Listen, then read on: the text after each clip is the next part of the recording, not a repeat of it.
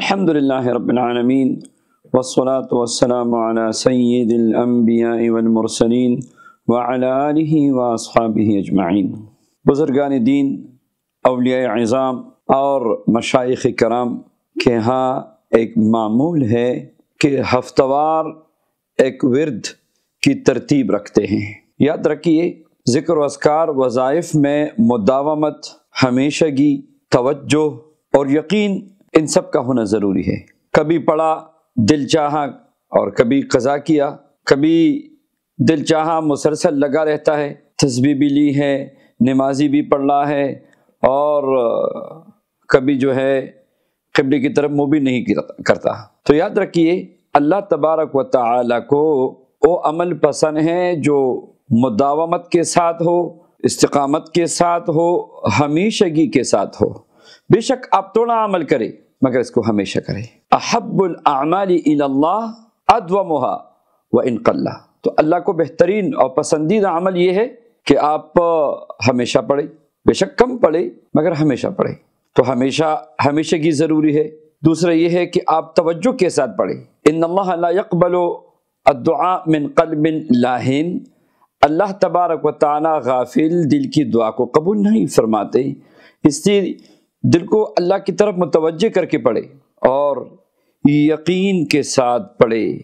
آپ جو ورد کر رہے ہیں، جو وظیفہ پڑھ رہے ہیں، اگر یقین نہیں ہے، آپ گمگو کی کیفیت میں ہیں، پتہ نہیں میرا کام ہوگا نہیں ہوگا، اور اس پڑھائی سے مجھے فائدہ ہوگا یا نہیں ہوگا، تو پھر اس کا کوئی فائدہ نہیں ہے۔ نہیں، آپ جو پڑھ رہے ہیں، اگر الفاظ آپ کے صحیح ہیں، اگر کلمات صحیح ہے، معنی اور مطلب صحیح ہے، شریعت کے خلاف نہیں ہے، تو پھر یقین رکھیے، گو مگو کی کیفیت کو چھوڑ دیجئے اور یقین کو اختیار کیجئے۔ اور ہمیشہ کوشش کرے کہ جب بھی آپ کوئی وظیفہ پڑھے نا، تو کوشش کرے باوضو سے۔ جب بندہ باوضو پڑھتا ہے تو انوارات اور برکات اور زیادہ بڑھ جاتے ہیں۔ تو یہ چیزیں لازمی ہیں۔ ہفتہ وار اذکار آج کے درس میں ہم بیان کر رہے ہیں انشاءاللہ، اور یہ آپ سب شروع کریں، مرد و خواتین۔ اس میں کوئی شرط بھی نہیں ہے، کوئی قید بھی نہیں ہے، کوئی جلالی جمالی پرہیز بھی نہیں ہے، کوئی مکان و زمان کی شرط بھی نہیں ہے۔ تو ہفتہ وار اذکار سے اس سے روحانی ترقی بھی ہوگی۔ ہفتہ وار اذکار کی برکت سے آپ کے اور وظائف میں جان بھی آئے گی۔ ہفتہ وار اذکار کی برکت سے آپ ذاکرین میں شمار ہو جائیں گے، آپ ذکر کے عادی ہو جائیں گے۔ تو نیت کریں اللہ تبارک و تعالیٰ کی ذکر کی، وظائف اور اوراد کی۔ تو آئیے اس مبارک عمل کو نوٹ کیجئے۔ یہ مشائخ کی ترتیب ہے، یہ علماء کی ترتیب ہے۔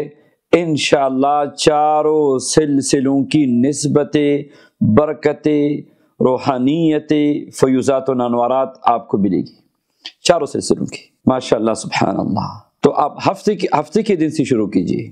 ہفتے کے دن روزانہ 1000 مرتبہ لا الہ الا اللہ محمد الرسول اللہ، لا الہ الا اللہ، لا الہ الا اللہ، لا الہ الا اللہ پڑھتے جائیں، 1000 بار پورا کریں۔